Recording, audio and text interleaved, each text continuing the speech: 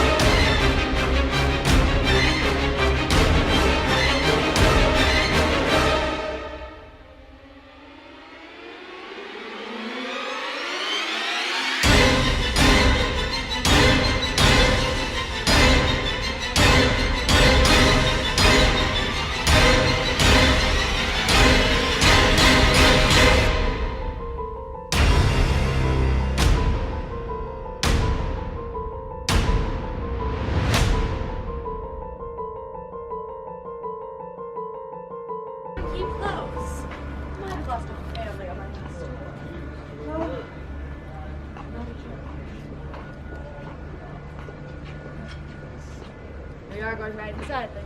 Grab my thing. I wish we were able to do our own EVPs. I know, right? Huh? I know, right? Ask her. Maybe she'll want She ain't. You ask her. She'll let me know. Can't me with my butt. Yeah. I know I'm gonna need her. Okay, guys, we're going into the jail. Okay. All right. We are in the old jail. Yes, we just entered the jail. Kitchen. There's the jail, Mine's right here, guys. Jess. Grab it. What? It's right in that pocket. Right Oh, God, you scared me. Now do me a favor, do not go in my jail. You're welcome to film him. Just right here? Yeah, I'm there. maybe the safety. Oh, I understand. I don't feel it. In the little? Yeah. There is a jail cell.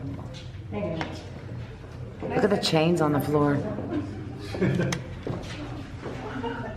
Welcome to solitary confinement. Now feel free to take photos from the doorways of my solitary confinement cells. But please do not go in my cells. They built a basement in Florida and the bunks are very low, so if you fall and hit something, you can go to Florida Hospital. You get even a paper cut. 4 beds and 11 people slept in here, guys. Look at them beds. That's awful. You are welcome to come all Glad I never went to jail. Holding space, making room for everyone.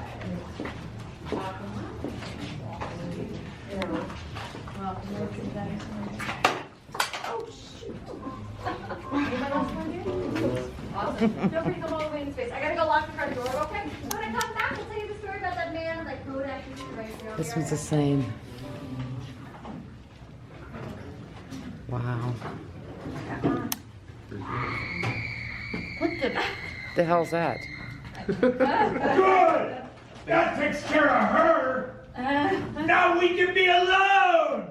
Alright. Well, slap me thrice upside down and give me to my mama. How you all doing? My name's Charlie. Hey, Charlie. Well, I'm glad one person has manners. Let's try it again. My name's Charlie.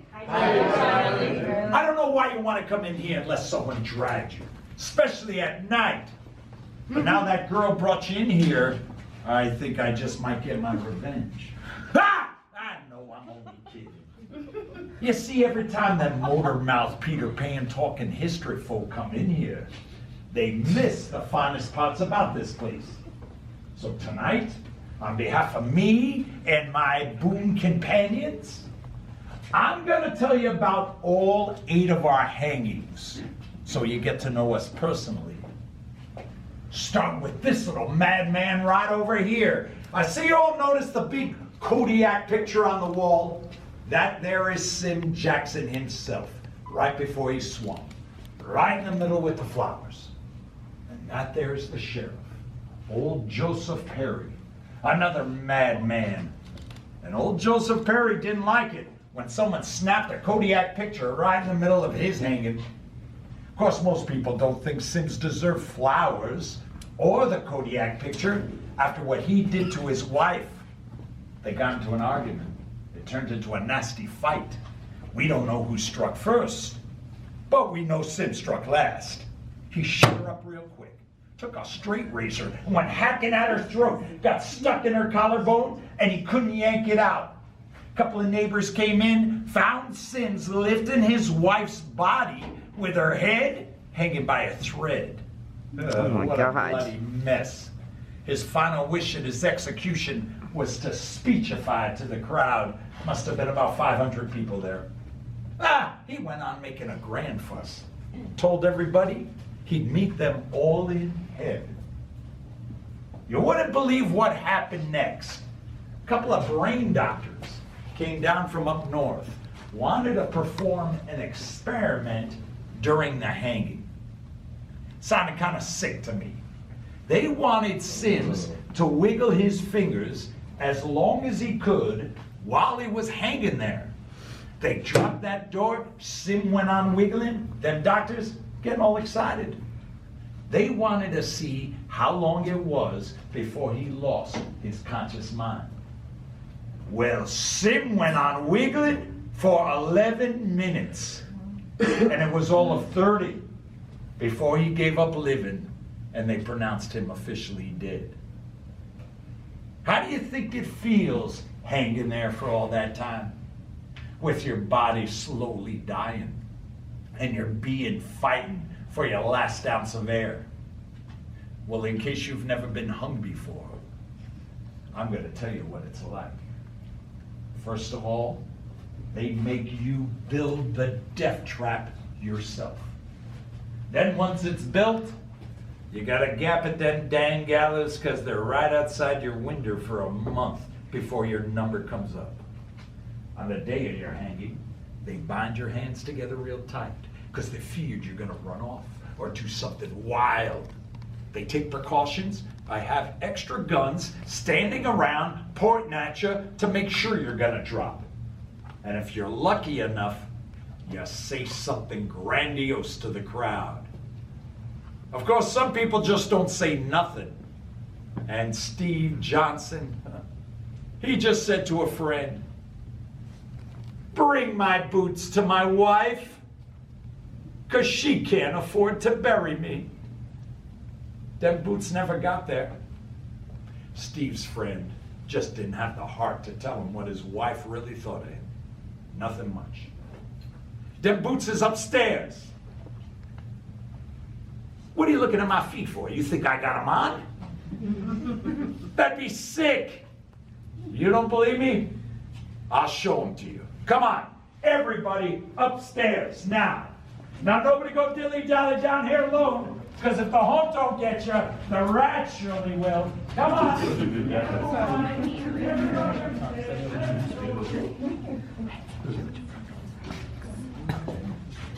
I felt like something tried to grab my camera.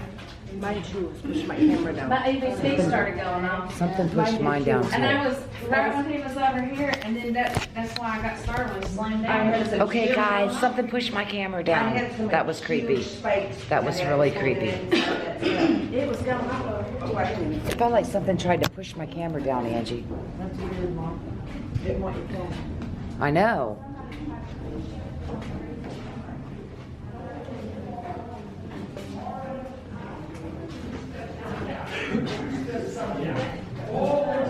Okay, guys, we are going up the stairs. Those seats are for sitting. Fill those seats up. Move all the way down. 2 steps coming down. 2 steps coming down. Where are we at? Move right in, move right in. Going in the jail? He's gonna shut us in here. Move right in, move right in. Lit up by itself. What did? All right, as I said, do not go in those cells on the side. You can stand at the doorway with the flash of things. All right. Coming for the head of the table. Now here they are, just like I told you. Now Steve Johnson knew he was guilty, and the state was justified in doing what they did. That's why his wife wanted nothing to do with him, killing them people. It's why old Steve had nothing to say at the time of his hanging. Now, the 2 fellas that hung with him, oh, they sure had a lot to say. Their names were Eugene Baxter and Tom White. It was a triple hanging on May 31st, 1912, the last time St. Augustine ever saw a hanging. I guess when 3 bodies dropped all together at once, the town kind of lost their stomachs for hangings. Those men brutally attacked a local Jacksonville store owner named Isaac Silverstein and his family.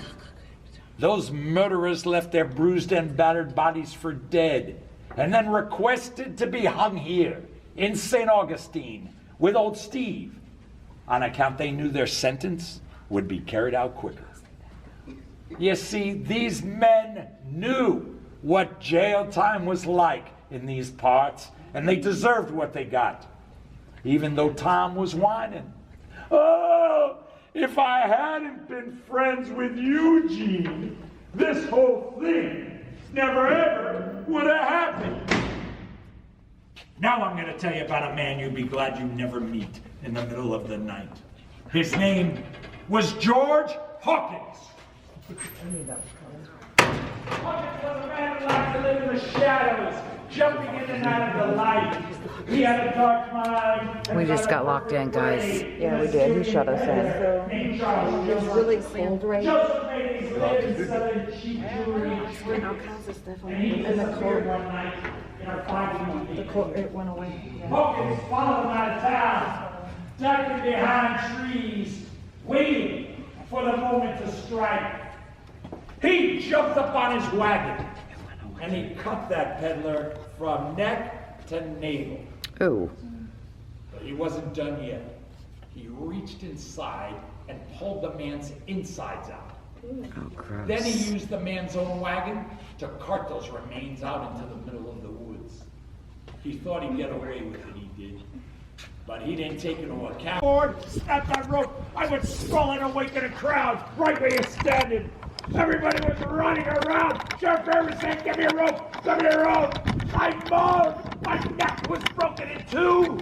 I knew by the time they got another noose, I'd be dead. Finally, my time here has come to an end. What's that? Sheriff Barry, no! You're not hanging me again! Not again! Not every night! No! No! No! No! Oh my goodness, is everybody okay? I'm so sorry, I went to go check up Miss Addison and then got locked out! Our trolley is here though, so please watch your head, step, and follow us!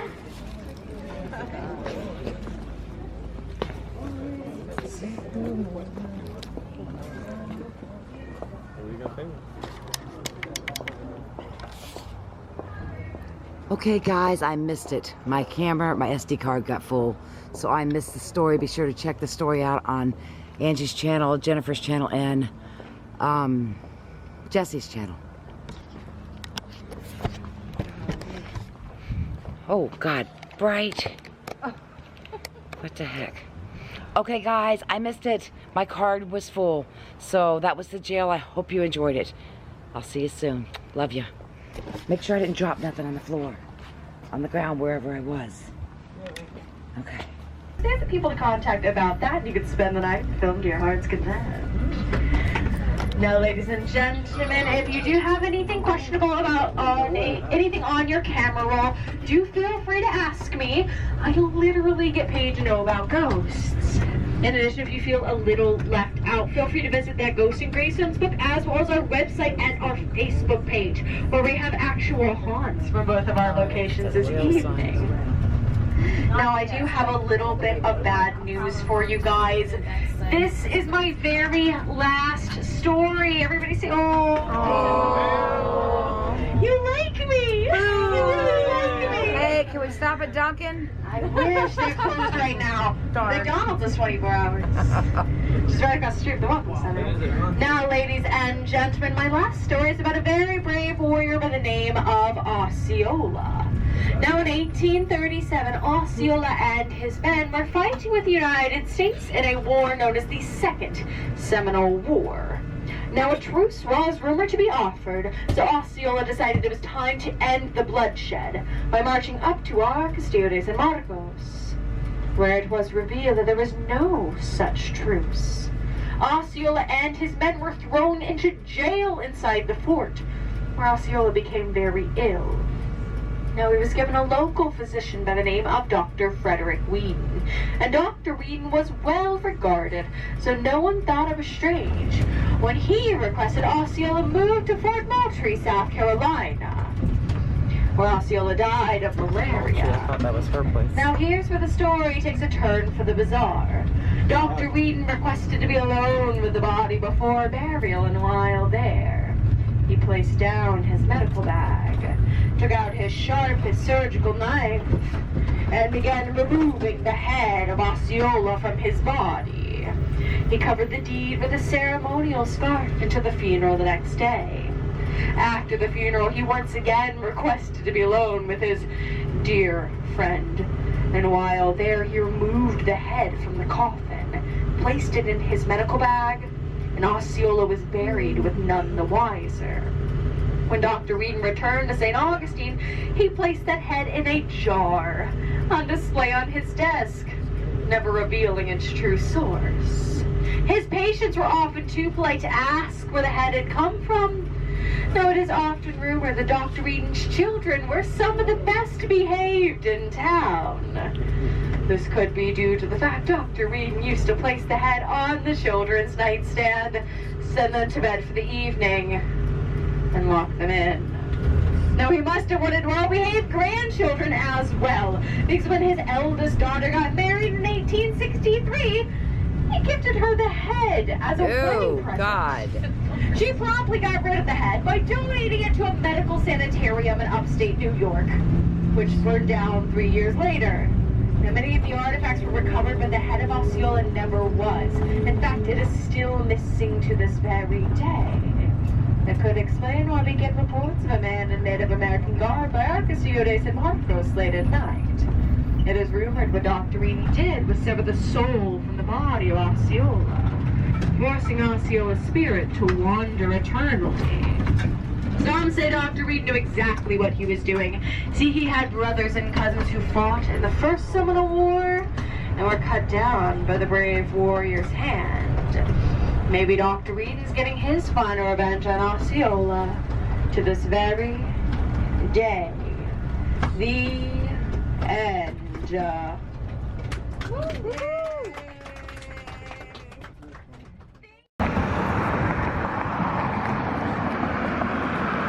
Okay guys, I hope you enjoyed that tour of the jail. I can't believe my SD card got completely full and I missed the part about the hangings. But I believe Angie got some of it, Jennifer and Jessie got some of it. So